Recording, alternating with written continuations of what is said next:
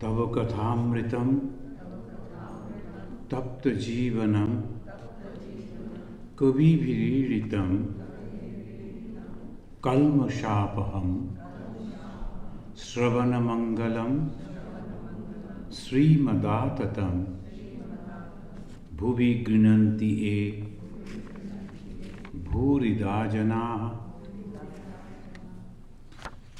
Now we were discussing Bhagavan Sri Ramakrishna is talking about the Mukti and when and how the Mukti can be achieved. Just we have completed the Durga Puja, Navaratri. So some people are celebrating the Dasera, some people the Dashami. So what is this? That this is the success of the light on the darkness. And that is called Mukti. The success of knowledge on ignorance. That is called Mukti. The success of the divine on the asuras. So that is called Mukti. So this is the conception of Mukti.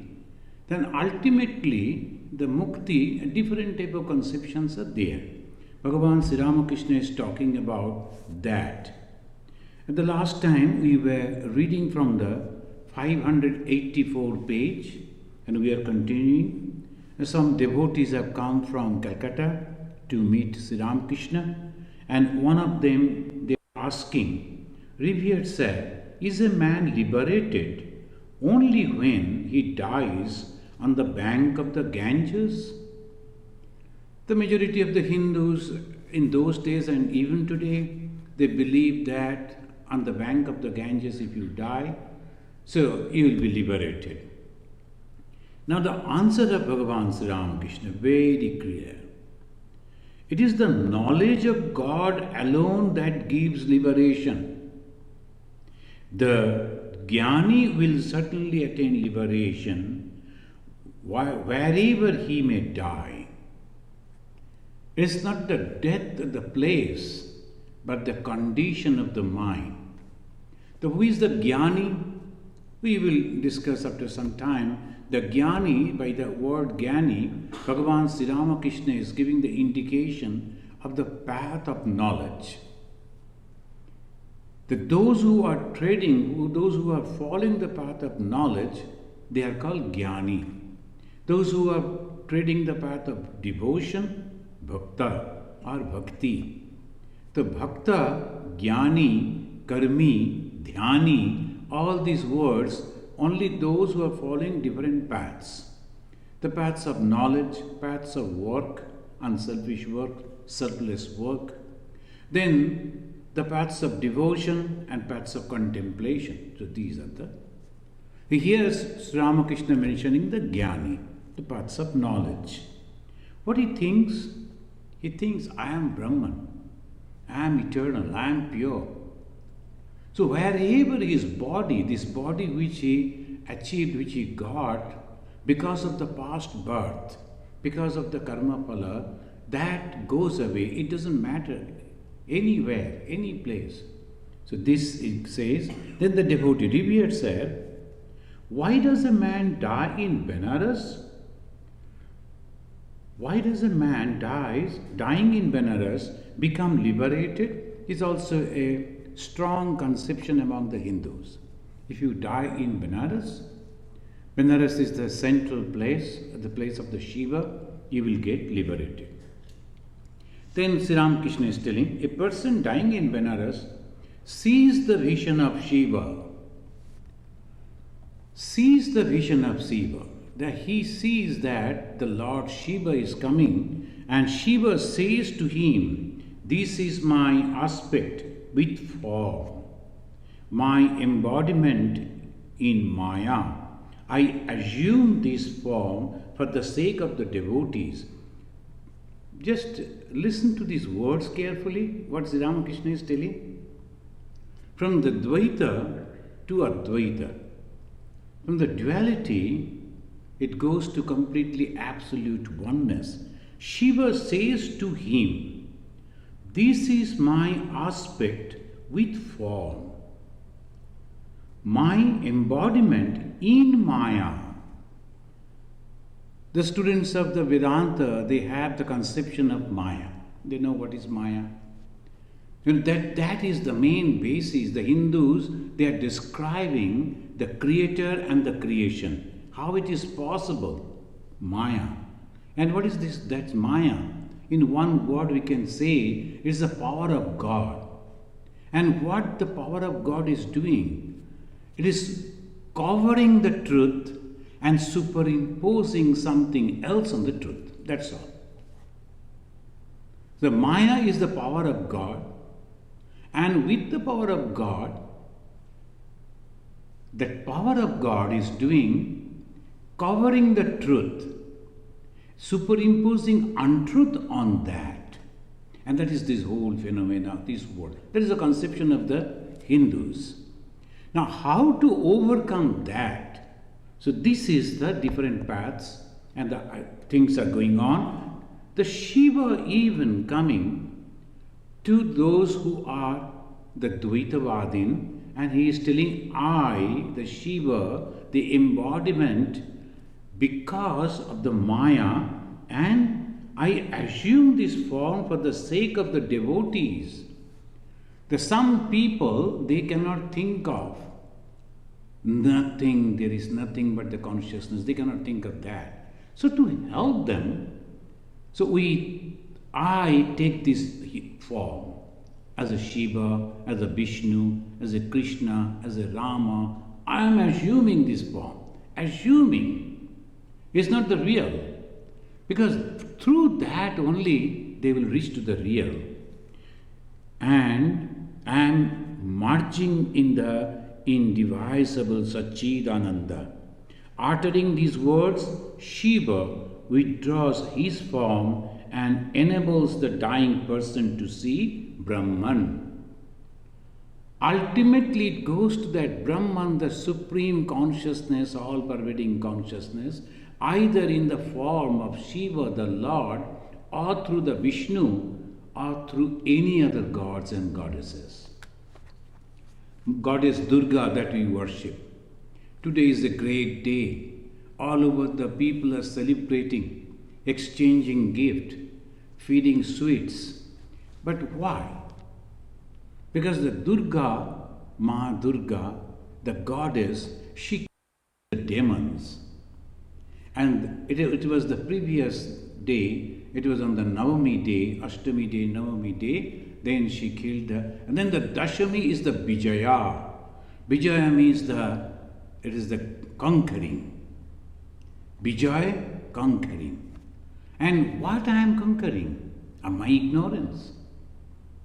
So that is why the Navaratri, the 9 nights, 9 days and 9 nights, the most of the people, they'll be thinking the different aspects of the goddess. What is this goddess? Again, the power of God. Again, the power of that Brahman. Mahamaya is the great manifestation of the power of God. And what the devotee will do, going on praying, Mother, you have this aspect, this aspect, this aspect. Ultimately, you are giving the blessings. Give me that. On the 9th day, in the 9th night, and she is giving the blessings. What is the blessings? To go beyond this ignorance. What is this ignorance? I am human being, and I am born in this world, and I am supposed to do this and that. All ignorance. So through the devotion, through the duality, one is reaching to the ultimate reality, which is Brahman, all-pervading consciousness. We talk all the time about the all-pervading consciousness. How many of us will be able to close our eyes and imagine that everything is consciousness? Imagine that I am not there. This body-mind complex is completely gone, nil. How many? And that is why the Hindus constantly give this idea, through duality, come to me. But even the Shiva in the Kashi, those who are, many people, they go to Kashi only to die. With the faith, with the belief, that whatever I have done all through my life, I am going to be completely free over there. It is possible if the faith is there. And when he goes to Kashi with the faith that I am going to be liberated, and what happens? The mind is supposed to be completely concentrated on that idea. I am going to be liberated. I am going to be liberated. And how I am going to be liberated? Shiva will liberate me. Shiva will liberate me. That means I constantly thinking about the Lord Shiva, who is in a divine form, Brahman itself, then ultimately I am thinking Brahman only in a form, isn't it? And when I am thinking? Before death. And what the Bhagavad Gita in the Sri Krishna is telling, before death, whatever thought will be there, prevalent in the mind, you are going to have that. So when the people that doubt, only going to the Kashi and dying over there, one get liberation. Oh no, it is not possible. It is possible. But the process is this. I go over there in the Kashi, I live over there, then I do whatever I like, and drinking and making all this merriment, and I am thinking, oh, I die and I am going to be. No, not like that. With an idea that I am going to die over there to get the liberation, they will get the liberation, otherwise not. Hundreds of thousands of people are there constantly. But do you think all will be liberated? No. That's why the Sri Ramakrishna in the beginning he said, that is the idea, that you have to have the knowledge. So again, the person dying in Benares sees the vision of the Shiva, and Shiva says like that. Purana says that even a Chandala endowed with the love of God achieves liberation. In the next paragraph, first line, Sri Ramakrishna is mentioning, what is a Chandala? Chandala means completely uncultured person.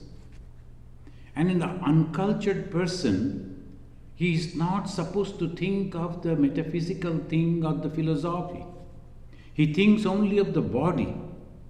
That is Chandala. That is the low caste. So see, it says in a beautiful way, Janmanat Jayate Shudra. After birth, uncultured. Immediately after birth, the human child is uncultured. And what is that? He doesn't know what to do and what not to do, how to behave. So just like any animals and all, like that, the child starts behaving. Samskara dija uchyate. When it gets the culture, what is that culture? You have to control yourself. You should not behave like this, you should not do like that. Slowly, that culture comes. Sometimes the children come to my office, they see a lot of books, and there will be one little girl came, and she was constantly going on taking out the books and throwing. She thought it's her holy duty to disturb all the racks. She was very little, couldn't touch much books, but she was going on. The mother was going on replacing the book and asking like this and that.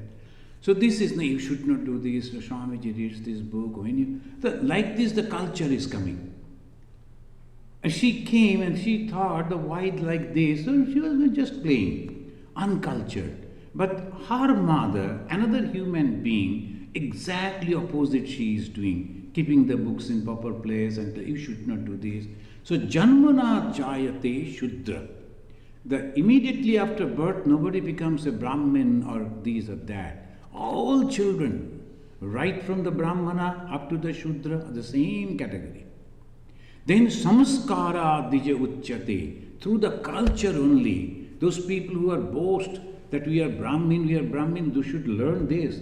I am not making this the poetry. This is the truth that we find in our scripture.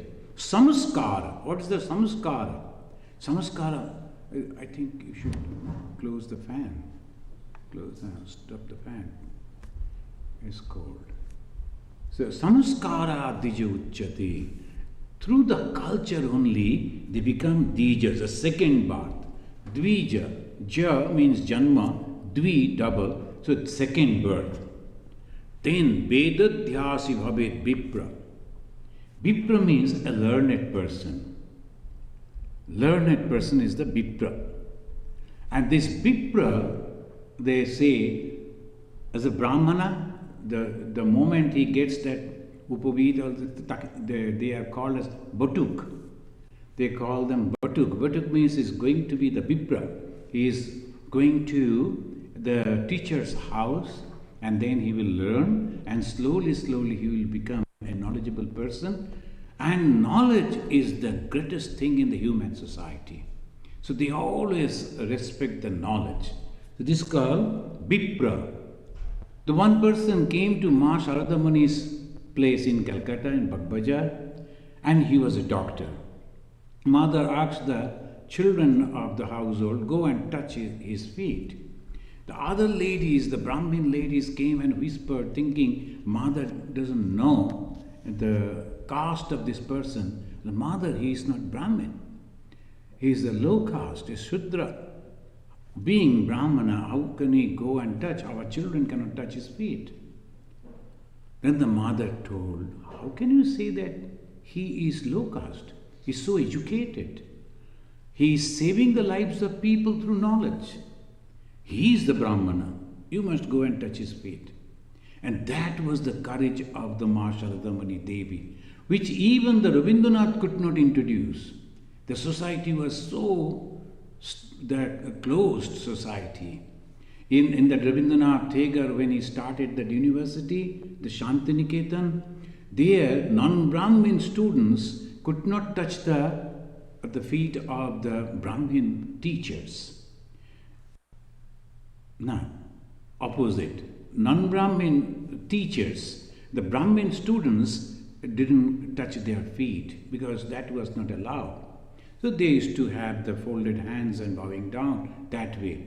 Because the teachers are non-Brahmin, though they are teaching, they are the teachers giving knowledge, even then but mother, very clear. Why? Because of the realization of God. And finally, Sri Ramakrishna is mentioning about the Brahmana. What is this Brahmana? Brahma janati Brahmana. Those who think that I am a Brahmana, they must understand this. Brahma janati. And what is this Brahman? All-pervading consciousness. All-pervading. The word should be stressed on this. All-pervading consciousness. And the all-pervading means all-pervading. There cannot be any distinction. There cannot be any separation. So those who have realized that, for them, we can imagine how wonderful everything is. In other words, we can say, he sees God in everything. So that is the condition of the Brahmana. Who can claim that I am a Brahmana? Here, this Mukti, the Sri Ramakrishna is talking about.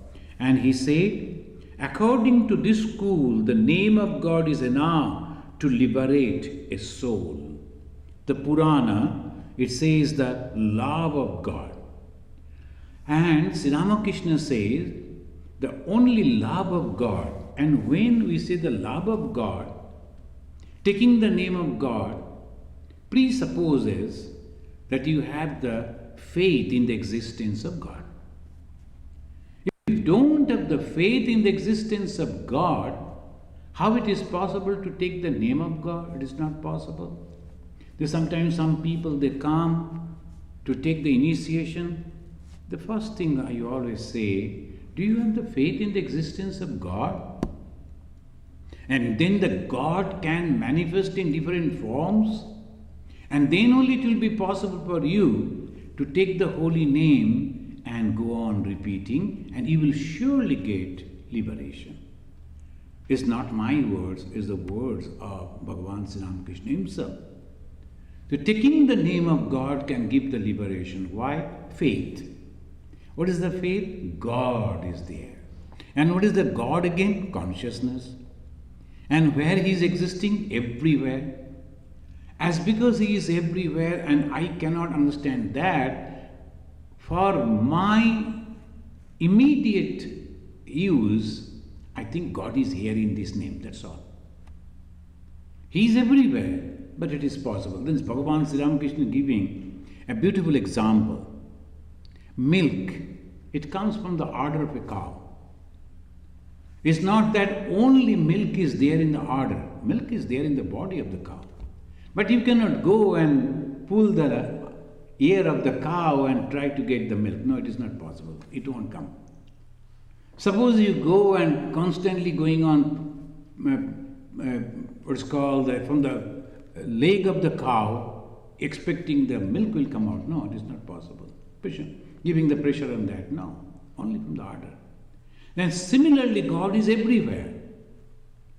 But you have to have the conception. Milk is everywhere in the cow, but only from the udder it comes. Similarly, God is everywhere, but only you have to concentrate your mind, then only you can get the blessings of God, revelation of God, knowledge of God, understanding of God, otherwise not. So those who are having the doubts, this is very clear. The Sri Ramakrishna is telling, according to this school. What is this school? Devotion. Then devotion means God is there, first faith. Second, name of God is sufficiently powerful to give me the liberation. Liberation from where? From this worldly life. And what is this worldly life? Nama Rupa. Very simple. Nama and Rupa, name and form, that is the whole world. And what the world can give me? Temporarily it can give me comfort, mental, physical, what else? Temporarily. But permanent comfort it cannot be, it is not possible. Permanent comfort is not possible. So that is the reason when you understand that, we develop faith in the existence of God, and we think that if we go on taking the name of God that the Guru has given to me, the Guru is responsible. He has given this name. My duty only to have the faith in the words of the Guru and go on taking the name of God. And slowly, whatever the changes, adjustments necessary for my mind to understand God will take shape, will take form. My duty only is to take the name of God with devotion, with faith, the God is there. So Sri Ramakrishna is telling this is also possible. Then the third step he says, but the teachings of the Vedas are different. According to the Vedas, none but a Brahmin can be liberated. Who is this Brahmin? Brahmajanati. A Brahmin means not by birth, but by his karma. A Brahmajanati. What is this Brahma? Each and every being, and nothing but the manifestation of God. Nothing but the manifestation of the same consciousness. So that conception is very clear. When we are having that conception, the conception is there, but at the same time, the practical, when the pratibhashik and vyavaharik. Metaphysical conception is that everywhere God is there. Vyavaharik, the practical way, according to the condition I behave. So this is the different thing. But I know the God is everywhere. Now here, that Brahmin, the conception, the God is everywhere, on the basis of that, he is having, so he can get the liberation. So that is the Veda. Veda means Advaita Vedanta. The worship is not accepted by the gods unless the mantras are recited correctly. That is also there. Correctly, if you are not pronouncing the mantra, one must perform sacrifice, worship, and so on according to scriptural injunctions. When we were doing the puja, and you have noticed that how they are doing. Even then, it is not that way completely perfect, because in this faraway country in America, it is not possible. Only those who are just they read and then from there only they are performing. But when it comes down as a teaching, and if you go and observe in the YouTube, it is still there, how they are doing each and everything, they are doing in a perfect pronunciation of the mantra, and also all the other actions perfectly they are doing. That's why thousands of people, when they are visiting the Belur Math, in Calcutta there will be so many, 10,000 or more than Durga Pujas are there. Almost in every street corner there will be one pandal and then puja is going on. It's so difficult to drive, so you have to walk almost everywhere. And millions of people they are visiting all the pandals, and nicely decorated, different type of images, a different type of music, lighting. So the more fun than devotion. But if you go to Belur Math, it is only devotion and nothing else. So early in the morning, the monks and the nuns, they are coming and they are offering. The whole mind is completely concentrated. The pujari is completely concentrated on the mantra. He is not going to explain all the devotees sitting at the back. No, it is not a retreat that going on. His mind is completely devoted. Each and every mantra that he is uttering, immediately the meaning of the mantra is revealing in the mind. And he goes on like that. Daksha Jagga Vinashinnai Mahaghoravai Yogini Koti Paribritahavai. When he says, you will feel, if you are sitting over there and listening to those words, you will feel the vibration. Yes, it's true. And the Daksha Yajna, the performance of the Daksha, that was destroyed. Why? Because they were not accepting the Shiva the Supreme. Shiva was auspicious. They were denying that and then doing the Yajna. If you deny the auspiciousness and all your work is nothing but zero. Again, Bhagavan Sri Ramakrishna said, if there is one, then other zeros have the meaning. And if there is no one, only zeros, it is only zero. And it has no value. So if the God is not there, whatever the purpose, that's why Daksha Yajna Vinashinnai, she destroyed that work. Why? It was not with the consciousness, with the God. So when the pujari is doing the puja, thinking in this way, uttering the mantra, whole environment changes. And that brings the joy, the peace, the happiness in thousands of people sitting over there. They don't understand the meaning. All of them can't understand. It's not possible. But they feel the joy, feel the attraction.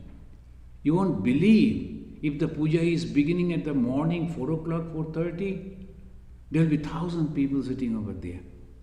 And they go before to get a front seat. Why they go? Unless they get the joy. It is not the chairs that we provide them. They are squatting on the floor, on the ground. Still they will be sitting over there. So why? Because they get some joy. And how the joy is coming? Because the divinity manifesting over there. How the divinity is manifesting? At Bhagavan Sri Ramakrishna, one must perform sacrifice, worship and so on according to scriptural injunction. But where is the time in the Kali Yuga? Now he says, to perform the Vedic rituals. Therefore, in Kali Yuga, the path of devotion prescribed by Narada is best. The path of devotion prescribed by Narada. The Mukti, according to the Vedanta, Bhagavan Sri Ramakrishna says, Veda. Now, Veda means, in the Veda, 4 different types of things are there, mainly 3, Dvaita, Vishishta Dvaita and Advaita. When he says Veda, it is Advaita. What is the Mukti, the conception of Mukti? It is a metaphysical truth that Jiva is not other than Brahman. The Jiva is nothing other than the Brahman. Jiva Brahmaiva na apara. Jiva, the being, Brahmaiva na apara. It is not anything else, it cannot be. Why? Now, slowly, we won't go into details because the Vedanta always we discuss. Except there is something permanent, temporary things cannot be there. All temporary cannot be there. So there must be something permanent on which this temporary means it is moving. So when things are moving, there must be something static. And that static thing, the Vedanta says, it is Brahman. And what is that Brahman? It cannot be described, it only, because it is not an object, it is subject. It is always the subject. So, unless and until you become like that, you won't be able to completely understand. But you can have the conception of it. What is this? Existence. What is this existence? It is there, constantly there. How it is possible? Because I also feel like that. I like to exist. I don't like to die. Not only me, I see all around. A bird is there. If you go near to the bird will fly. Why? Afraid. What is the fear? Fear of death. If you go to an ant is also trying to hide somewhere. Why? Fear of death. So that proves there must be something right from the ant up to the elephant in all living being, the desire to exist, not the fear of death. Desire to exist. Where from that desire came? Desire to exist, where from it came? There must be some source, otherwise how it comes? Unless and until the source is existence, that existence will never reveal within us. If the sugar is not sweet, the sweet made of sugar won't be sweet. If you are making the sweet with the salt, it will be salty only, it cannot be sweet. Similarly, when we are feeling the existence, the fear of death is a negative word, and the positive way is a desire to exist. And that comes from the source existence. And for that existence, we always develop knowledge. How to get the food? The knowledge came. Because to exist, I need food. Why? Because this body needs the food, the drink. So I develop food. The knowledge comes into that. From the desire to exist, I develop the system to get the food. And agriculture and all those things developed in the primitive world, because of that only. I like to survive, I like to live. So the knowledge came. And this knowledge, external knowledge, when satisfied, ultimately turned into spiritual knowledge. Where from I have come? So knowledge. So when I am having that knowledge, that means the source of knowledge is also there. Otherwise, where from I will get the idea of knowledge? The source, even the ants, they are going on searching food. Now the winter is approaching here in America. All the birds, the animals, each and everything going on having the food as maximum as possible. They will be taking all the small fruits and then gathering in one place where they will survive for the coming terrible winter. All will be covered by snow. There will be no other food. Where from all this idea those animals are getting, birds are getting, insects are getting, because the source, that proves. These are the proofs. So existence, then from existence, just for the existence, apparent existence, knowledge. And then come the beliefs. Then after that we think, why we are surviving? For the joy. when you get the joy, when you meet the friends, when you have a good company, when I get what I want, then the thinking comes, I am asking for this, wanting this and getting that, then only joy is coming, but that is also temporary. And sometimes when I am striving for that and not getting that, not successful to achieve, the sorrow comes, misery comes. That means my goal is to get the joy, and the joy should be eternal, permanent. So the search for the joy, existence, knowledge and bliss, eternal. That is the conception of Brahman. Where from the Veda suddenly say existence, knowledge, bliss. What is Brahman? Satchid Ananda Sarupa. How could they say? Just like that? From the sky the words came? They went to a hill and got that? No. The message after research. They examined the whole world, examined their own mind, and then only they came to exist. That this is the first is the existence. Then comes the knowledge. And then comes the bliss. And this knowledge and afterwards they divided into two. One, anything that external world, another going metaphysical, internal, not the worldly things, metaphysical. And that is called, who is doing it? Jiva. All jivas are going towards the liberation. But as Swami Vivekananda said, desire for total freedom, desire for total freedom spring up, let in the human. He was explaining how the life came. And then afterwards he is telling total freedom. Each and everyone is striving for the freedom. All the birds are now trying to make some place where they can survive with their all family. And food and the family. Then they will close all things so that inside becomes warm.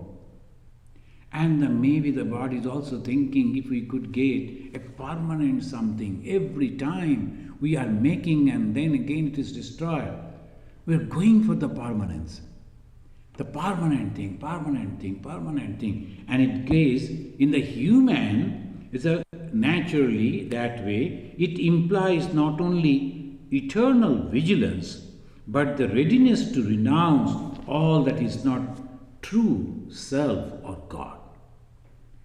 The question of liberation, whether the body is thinking about liberation, body is having the hunger, a human is also having the hunger. Body is also feeling thirsty, human is also feeling thirsty. Body is afraid, human is also afraid.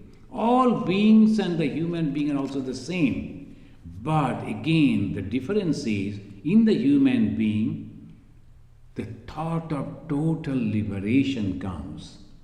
The thought of total liberation is not there in other beings except human being. That also very advanced human being. What is mukti? How to achieve it? Some people say mind. Mano eva manushyanam karanam batta mokshaya. But the question is, mind is the cause of bondage and liberation, but mind is not an independent means of direct perception. What is mana? What is mind? It is not an independent means. Through this mind we cannot think of.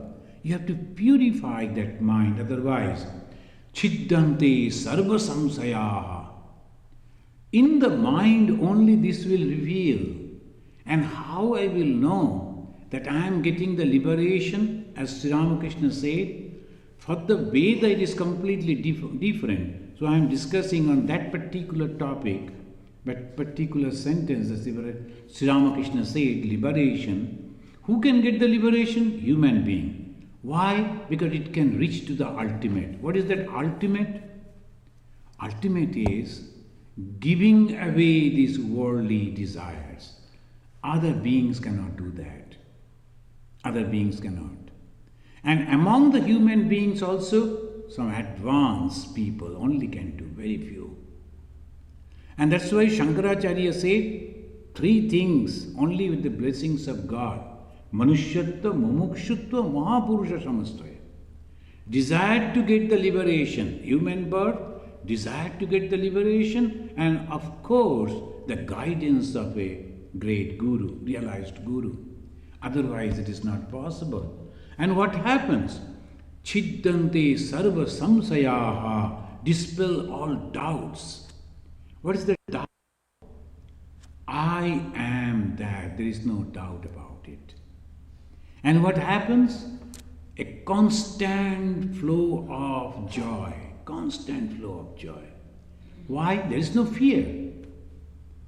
And there is no nothingness. There is nothing is there where simple doubt will come. Am I on the right track? It will never come because you know. And how it is possible? Because now you are on the subjective type. There is no object for you. You are completely subject. If someone comes and say, Swamiji, are you leaving? I will look at him. Is it all right? I am standing before him and he is asking, are you leaving? I will doubt his. I will say, okay, I will call Dr. Bakane to check you. Wait for some time. So this is because I am confident that I am leaving. No doubt about it. Can there be any doubt? No. It is just like that. It is not objective. When there is anything objective, there may be some differences are there. I look at this table and I say, it is all plain. But one person will come and show me, no, actually, the way we think are there, even in the wood. Apparently you cannot see, but it is there. There will be nothing like that. So when I am completely free from all doubts, I am that. That's why the Guru says, I am that, you too are that.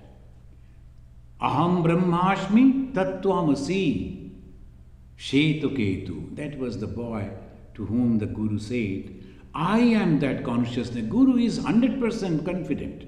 I am that consciousness. But what about this body? Because the body will go according to his own rule. The mind will also be according to its own rule. So let it go according to the Prakriti. But I am that. If you read the biography of Sri Ramakrishna, and sometimes the gospel also he is revealing, now and then Sri Ramakrishna is telling to his very close devotees, because all people won't be able to understand. So Sri Ramakrishna is telling, I saw that someone came out of these and said, I am Chaitanya, I am the consciousness, I am the consciousness. I saw this temple and all these utensils using for the puja, and the image of Goddess Kali, and each and everything is nothing but that consciousness. I saw it, revealed it to me. There is no doubt. Somebody is coming and telling no, Sri Ramakrishna says, oh, you doubt it? Oh, it is not for you. Why? Because he is confident. That is called Mukti. What is Mukti? This is called the Mukti. 100% confident that I am conscious. Now we will continue a little. Sri Ramakrishna, he is taking us to the practices. The practice is Narada Bhakti. According to Narada, the devotee should sing the name and glories of God. The path of karma is not the right one for the Kali Yuga. This karma means yajna. Yaga yajna, that is actually the karma. He never mentioned the karma means this philanthropic work, no. When Swami Vivekananda introduced the philanthropic work, and many of them opposed that. They said, Sri Ramakrishna said completely different. He said, this is not the karma that can help us to get the liberation. And you are introducing karma? Many of the direct disciples of Sri Ramakrishna couldn't understand that. But Swami Vivekananda adamantly, he said, Sri Ramakrishna told me this. If you can see God by closing your eyes, can't you see God by opening your eyes? With your open eyes, can't you see? Your Veda, your Vedanta says there is nothing but God. How can't you see God among those who are suffering? So that is exactly what I am going to introduce. So philanthropic work is completely different. But at the same time, when you are doing the philanthropic work for name, for money and all that, oh, I am doing this because I will get some acceptance from the society, acknowledgement from the society. No, that is not the sadhana. Sadhana is understanding that this poor, the downtrodden, the illiterates, they are living gods and goddesses. They don't know. But I am going and helping them, serving them. So that is the way if you do, then only liberation will surely come. And that is why the Swami Vivekananda, who was none other than Sri Ramakrishna himself in a different form, he said in the first page of Karma, the yoga, in his Karma Yoga, in the first page, first paragraph, he said, through unselfish work, one can reach the same goal where Buddha reached by his knowledge and Christ by his prayer. Through bhakti, through jnana, you can reach through karma. What is that karma? Selfless work. But here when Sri Ramakrishna is mentioning about the karma, it is only the yaga yajna. There are a group of people, they will never do anything except the yajna. They will start lighting a fire and they will go on pouring the ghee, the clarified butter into that fire, and they will pour so many good fruits and sweets, constantly pouring on that, while all around the hungry people are sitting to get one sweet or a fruit or little ghee if it is possible. In their whole life they could not taste that. They won't give that to them, to the human being. But they will pour that into the fire. That is really wastage. The God is not also getting anything, and the person also who is doing not getting anything. Why? Ignorance. Sri Ramakrishna is very clear. Do your duties in the world as long as you need them to do. But then the fruit of actions of your past lives. But you must develop love for God and be passionately attached to Him.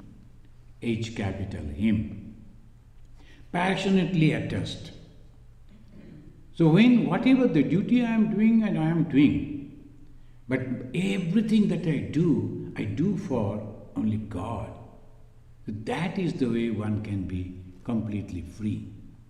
Friends, two of our young brahmacharis, they went to the Ganges and they cleaned all the Ganges, it's called gutters, that is gutters.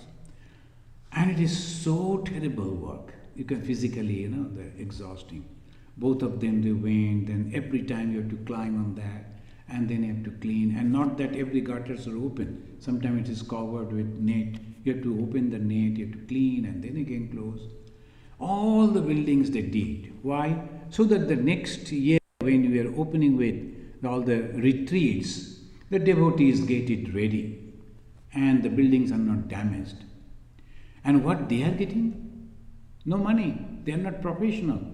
If this could be done through some professional people, they will charge you some $2,000, something like that. But they went, drove over there, stayed over there, cleaned, then they came back. Only thing, if they think that I have done it for God, they are liberated. Only small thing. This same work can be done through professional people. Any company, if you ask, they will come and clean. And their people are also doing the same work. They don't get liberation. Why? Because against that they are claiming money. Sometimes our devotees, they come, they work over there, they have sufficient money, but I am volunteering, why should I pay? They sometimes to say previously. Now each and every one they do. The moment you are doing it thinking that I should not pay to the ashrama because I am giving my work, that means in exchange of the food and stay and the attending the celebration, you are giving, instead of money, you are giving the service. You won't get the blessings of God. Don't make the mistake. If you don't have the money, say that. There's no problem. We can always say, no problem, come. But if you have it, you can provide it, please give. And say to God, I am blessed that you have given me the opportunity to serve. The service is this. That I have the complete faith in the existence of God, and I know that when I am doing it, taking the name of God, constantly repeating the name of God and working, I am going to get His blessings.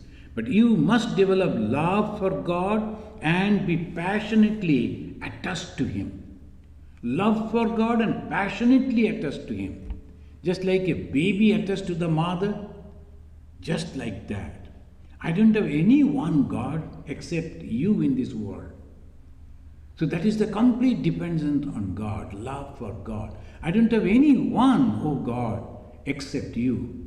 And then passionately loving. The singing of the name and the glories of God destroy the effect of the past action.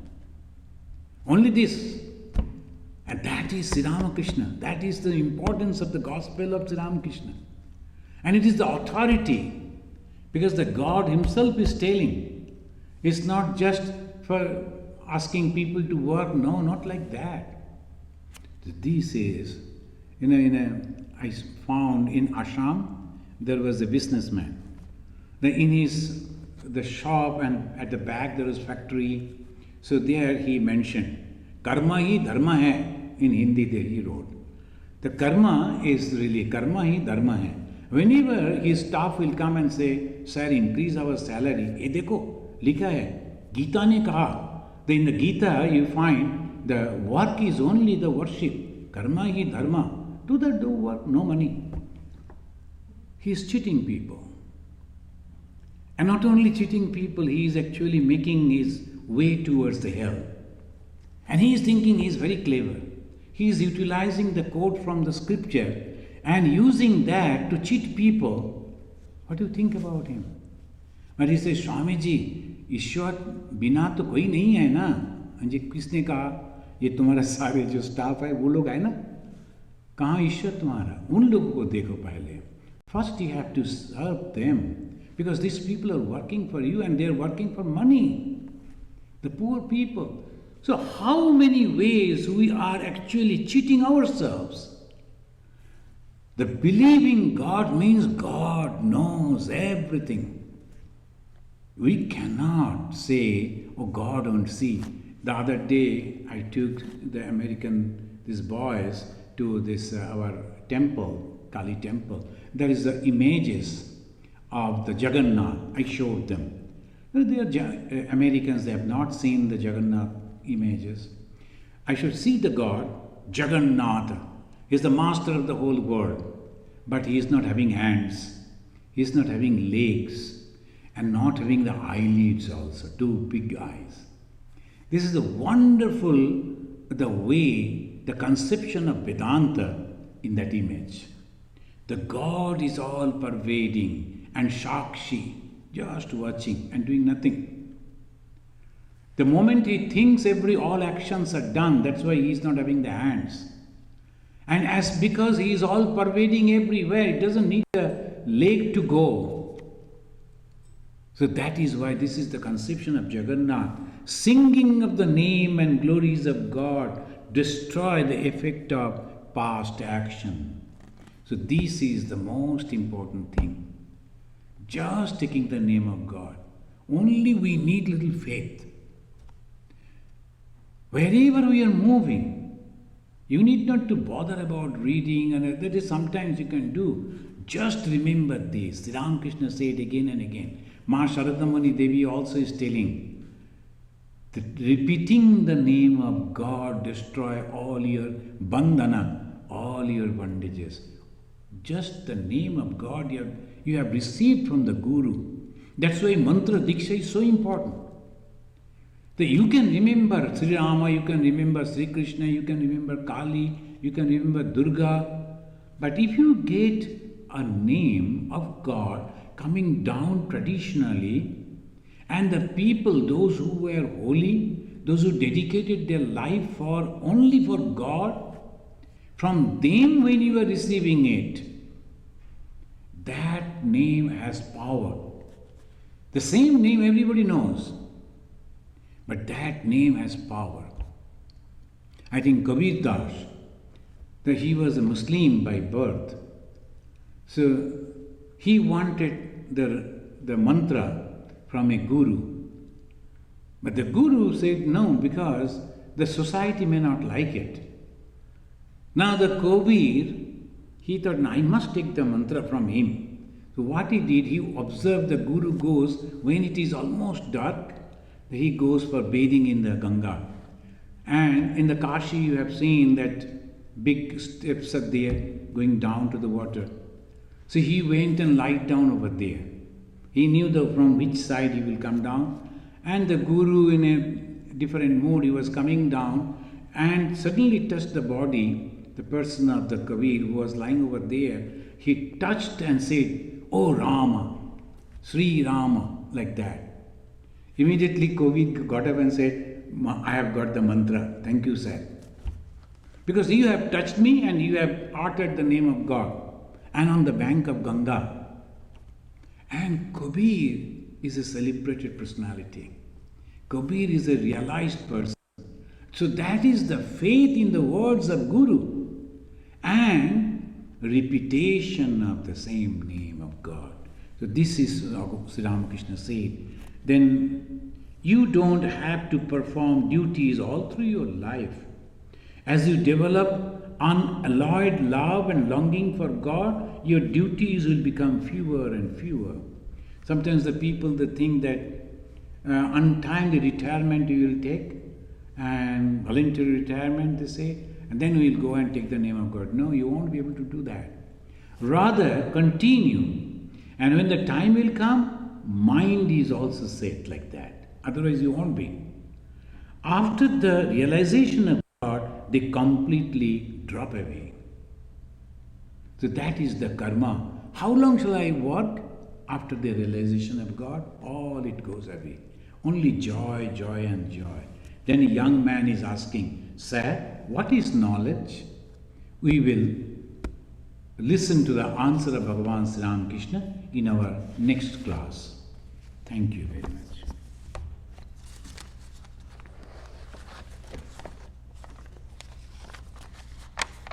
Niranjanam nityam